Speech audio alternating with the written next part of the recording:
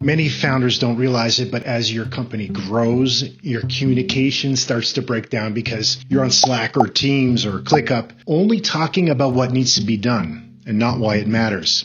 And that could cost you 6 figures before you even notice. So I'm going to show you how this disconnection sneaks in, why it's so expensive, and what you could do to fix it before it costs you a ton of money. When most founders notice communication problems, their instinct is simple. Add more. More meetings, more Slack channels, more check-ins, more documentation. And for a while, that feels like the right answer. But something strange starts to happen. Communication increases, but alignment decreases. The company is talking more than ever, but somehow people seem less certain about what matters. Marketing is optimized for one thing. Operations is optimizing for another. Product is making decisions on a completely different interpretation of the strategy. And the founder finds themselves repeating the same message over and over because everyone heard something slightly different. When a company is small, the founder is the communication system. Someone misunderstands a decision, you walk across the room and fix it in 30 seconds. But when 10 people become 20, 20 become 50, and 50 become 100, suddenly messages don't travel directly anymore. They travel through managers, departments, processes, Slack threads, and meetings. And every time a message passes through another layer, something gets added or removed or misunderstood. It's like the childhood game of telephone. The message doesn't disappear, it mutates. Gallup found that only 41% of employees strongly agree that they know what their company stands for and what makes it different from competitors. Most founders can clearly explain why their company exists, yet fewer than half of their people strongly believe they understand the purpose. That's not a communication volume problem.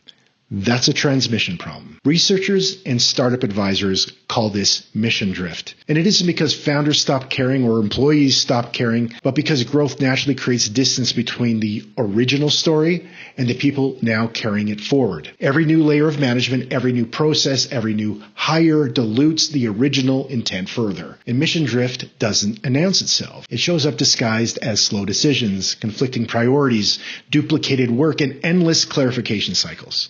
What looks like a productivity problem is almost always a narrative problem. And the larger a company gets, the more expensive that drift becomes. So if adding more communication isn't the answer, what is?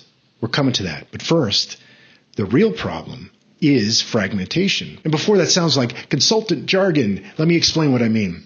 Most companies today have more communication tools than ever. Slack, email, Teams, Notion, Asana, ClickUp, Zoom, AI summaries, one-on-ones, and the list goes on. And every one of those tools was built to solve a specific problem. The trouble starts when companies expect them all to do everything.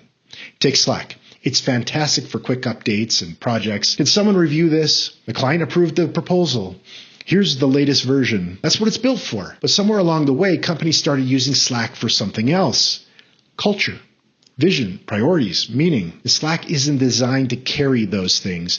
It's designed to carry conversations that disappear. Yesterday's important message becomes today's forgotten scroll.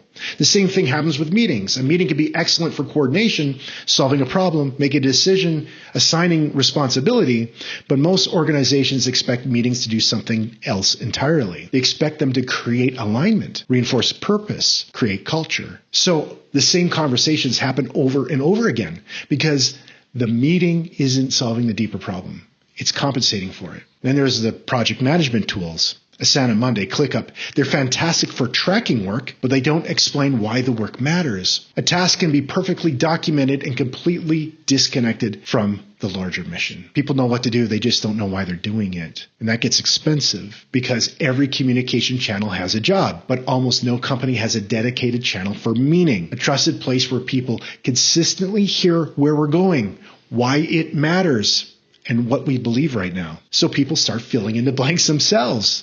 And that's where drift begins, because humans are meaning-making machines. When clarity is missing, we create our own. And those small differences compound. A little interpretation becomes a little drift. A little drift becomes misalignment. Misalignment becomes friction, and friction becomes cost. This is why most founders feel like they spend half their time repeating themselves. And once interpretation enters the system, the founder becomes the translator, the clarification desk, the human middleware holding everything together. Most companies don't have a communication problem.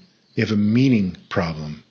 Messages everywhere, but no single source of truth for what those messages are supposed to mean. And as a company grows, that fragmentation grows with it. One of the cruelest things about scaling a company is that the very thing that helped you succeed early on becomes almost impossible to maintain. When a company is small, communication works because you're everywhere.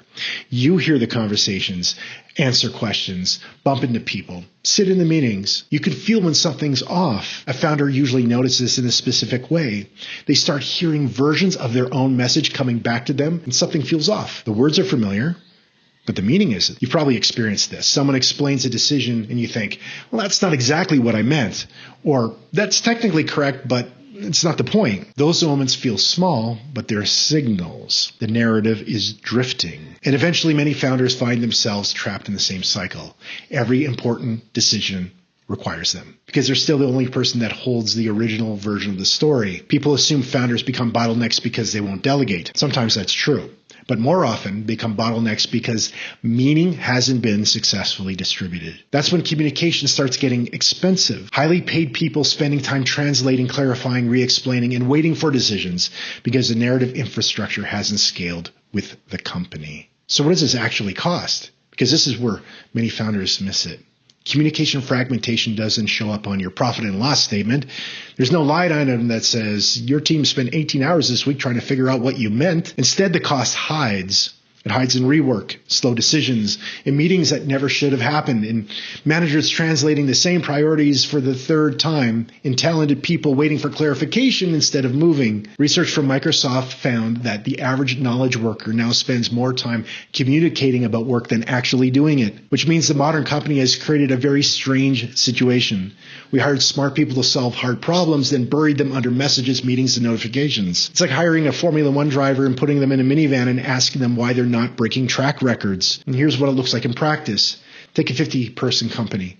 You have 10 managers or senior people, and because of unclear priorities and scattered messages, each of them loses 2 hours a week to clarification. 2 hours. That's one unnecessary meeting. One Slack thread that turned into a courtroom drama. One quick sync that somehow needed a pre-sync and a post-sync. And 3 people saying, I just need to clarify. Now assume that those people earn about $75 an hour fully loaded. 10 people, 2 hours a week. 52 weeks, that's $78,000 a year, and that's only the visible part.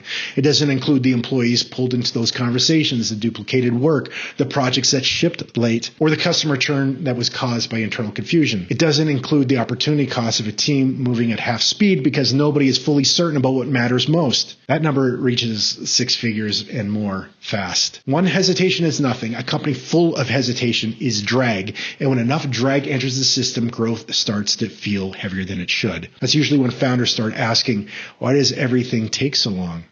Why do I keep repeating myself? Why does every decision still need me? Is that the company outgrew the way that meaning travels inside it. You scaled the headcount, the tools, the meetings, but you didn't scale the narrative. So if communication isn't the answer, what is it? We need a system for meaning. Most organizations assume that meaning will spread naturally, that people will just absorb the mission, interpret decisions naturally and correctly, and stay aligned as the company grows. But meaning doesn't spread automatically. That's the shift that founders need to make. Stop thinking about communication as just the distribution of information. Start thinking about it as a distribution of meaning. Information tells people what to do. Meaning helps them understand why. One creates activity, the other creates direction, and direction is what stops a company from growing and slowly pulling apart from inside, or aligning and succeeding. The companies that solve this problem don't communicate more, they communicate differently. Meaning needs a home, a single trusted place where people can consistently hear the answer to 4 questions. Why do we exist? What matters most right now? How do we make decisions? And what stories are we trying to create? So what does this look like in practice? Create a single trusted source of purpose, priorities, and decision-making context. Something people could return to when they're uncertain. Something that travels without you. I call this the narrative operating system. The companies that scale best don't just build systems for work, they build systems for alignment. We're going to go much deeper on this in future videos. But before you could align a company, people have to actually listen in the first place. So watch this next video on how founders get people to pay attention when they speak.